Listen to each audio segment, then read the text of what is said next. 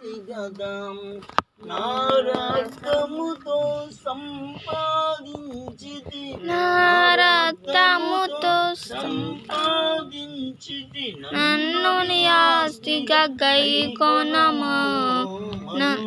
విచారము కూడదు నీకు, నన్న తలంపులే కావలెను. దేవునికి మహిమ కలుగును గాక. రాజుకలగా ఉంటావు.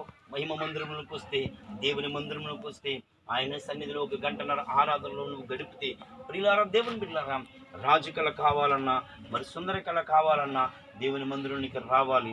అలాగే 3వదిగా మనము చెప్పి ముగించుకుందాం. 3వదిగా శ్రమల కళ. ఏమి కళ అనగా శ్రమల కళ. శ్రమల కళ అనగా శ్రమ లేని మానవుడు లేడు, ఆటంకాలు లేని ఆపదలు లేని ఉద్యోగాలు లేవు, అన్నీ భయంకరమైన పరిస్థితులే. అయితే ఇక్కడ మనం చూసినట్లయితే మనం చదువుకున్న పాఠంలో, మరి స్వార్థ పాఠంలో చదువుకున్నాం. 18 ఏళ్ళ నుండి ఒక స్త్రీ బహుశ్రమలు పడుతూ ఉన్నది. ఏ శ్రమ అనగా దెయ్యం పట్టిన శ్రమ ఒకటి, బలహీనత శ్రమ ఒకటి, ప్రియులారా దేవుని బిడ్డలారా అనారోగ్యం అనే శ్రమ ఒకటి, భయంకరమైన శ్రమల్లో ఉన్నది. ఆ శ్రమ పట్టిన దెయ్యం పట్టిన ఆ స్త్రీని యేసయ్య బాగు చేస్తాడు. ఎప్పుడంటే ఆదివారం దినమందునే. ప్రియులారా దేవుని బిడ్డలారా విశ్రాంతి దినమందుని చూద్దాం. లోక సువార్త 13వ అధ్యాయము 10వ వచనం చూద్దాం.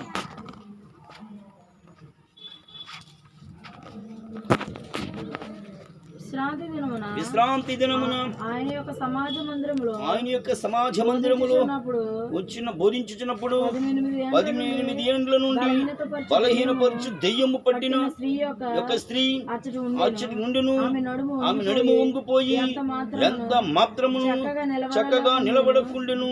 చాలమ్మా, చాలు.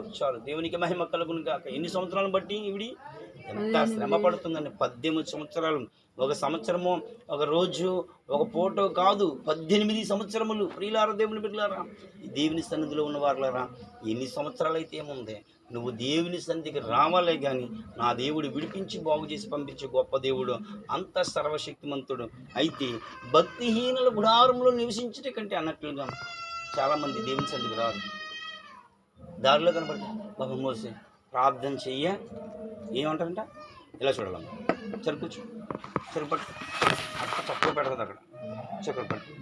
చాలామంది అంటుంటారు, అయ్యా మోషి ప్రార్థన చెయ్యి అంటుంటారు. నేను అంటాను ప్రార్థన రమ్మంటాం. ఎక్కడ రమ్మంటాను?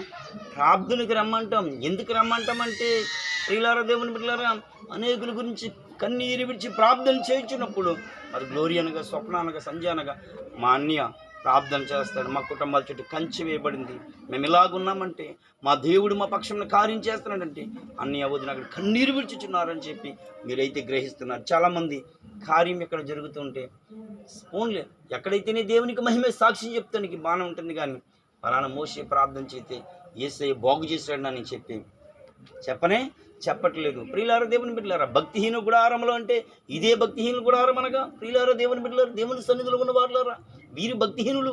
ఎందుకనగా కార్యం ఇక్కడ జరుగుతూ ఉంటే ఎక్కడెక్కడో నానా బాధలు పడుతున్నారు. అయితే వారి శ్రమ వారే కొనుక్కుంటూ ఉన్నారు. ఎందుకనగా పూర్తిగా తగ్గదు, అటు రోగము తగ్గదు, ఇటు బాధలు నువ్వు పడాలి, శ్రమలు నువ్వు పడాలి. కానీ మహిమ మందిరానికి నువ్వు నడిపించబడితే, ఇదిగో ఈ మహిమ మందిరములో వచ్చిన ప్రతి ఒక్కరికి కూడా దేవుడు చక్కటి కళలు ఇచ్చి పంపుతున్నాడు. ఏమిటి ఆ కళ అనగా, శ్రమల్లో కూడా నీకు మహిమ కళనిచ్చి పంపుతూ ఉన్నాడు నా దేవుడు. ప్రియులారా దేవుని బిడ్డలారా, ఈ 18 సంవత్సరాల నుండి ఎంతో యాతన పడుతున్న ఈ కుమార్తె, ఎంతో బాధపడుతున్న కుమార్తె, అబ్రహాము గారు మరి ఇశ్రాయేలు కుమార్తె, ప్రియులారా దేవుని బిడ్డ మరి దేవుని సన్నిధికి రాగా యేసయ్య బాగు చేసి పంపాడు. ఏం పట్టుకుంది ఈవిడికి? 1 నడుము వంగిపోయినది, 2 దెయ్యములు పట్టుకున్నవి, 3 బలహీనతలో ఉన్నవి. ప్రియులారా దేవుని బిడ్డలారా, దేవుని సన్నిధిలో ఉన్న వారులారా, బలహీనతలతో వచ్చిన ఆదివారం వచ్చిన దేమాది దేవుడు నిన్ను ఊరికినే పంపేశాడా? నువ్వు ప్రార్థన రావట్లేదు, నువ్వు సన్నిధికి రావట్లేదు.